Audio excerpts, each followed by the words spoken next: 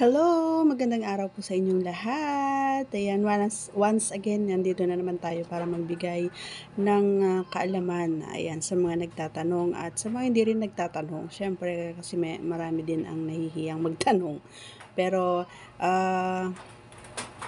unahan ko na kayo ang ating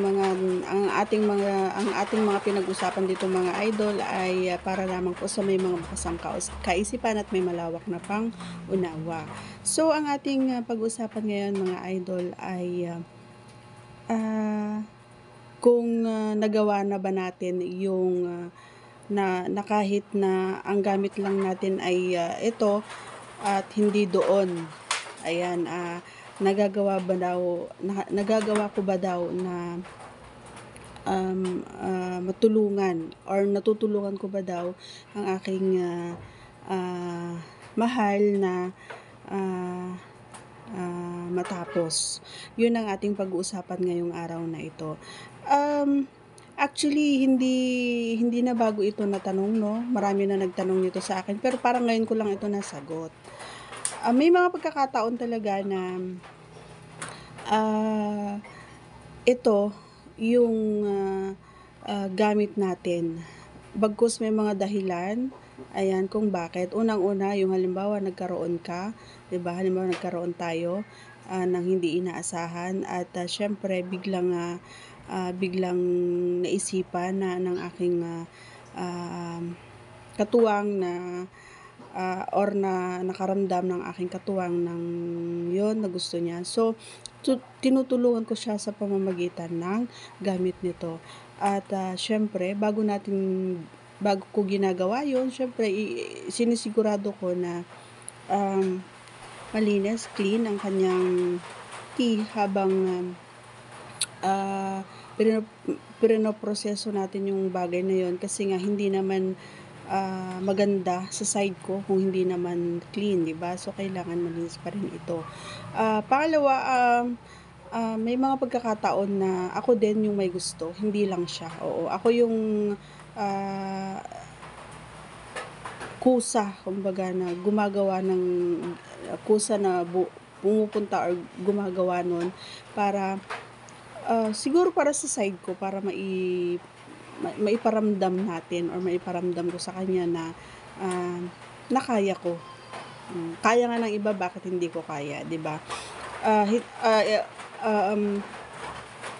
Hindi ito basihan mga idol na kung hindi mo magawa is hindi mo na mahal. So hindi ito basihan, hindi sapilitan ito. So kailangan pa rin ng pag-uusap ito, yan, komunikasyon para sa inyong dalawa kung okay lang ba sa kabilang panig. Pero para sa akin, wala namang problema kasi nakaugalian ko na at nakasanayan ko na, so walang problema sa akin.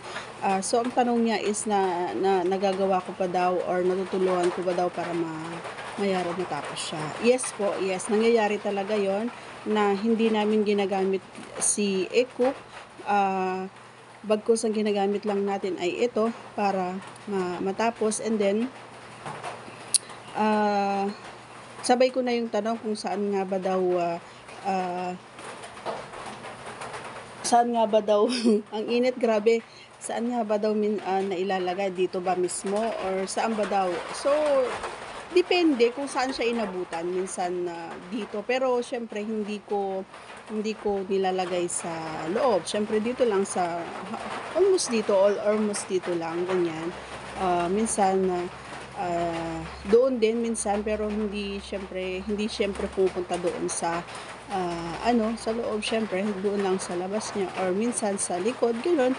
Depende kung saan niya gusto, kung saan siya masaya, 'di ba? And hinahayaan ko rin lang naman siya hanggang sa kung hanggang saan yung kaya niya. So actually kapag ako naman talaga yung gumagawa or ginagamit ko ito is hindi matagal.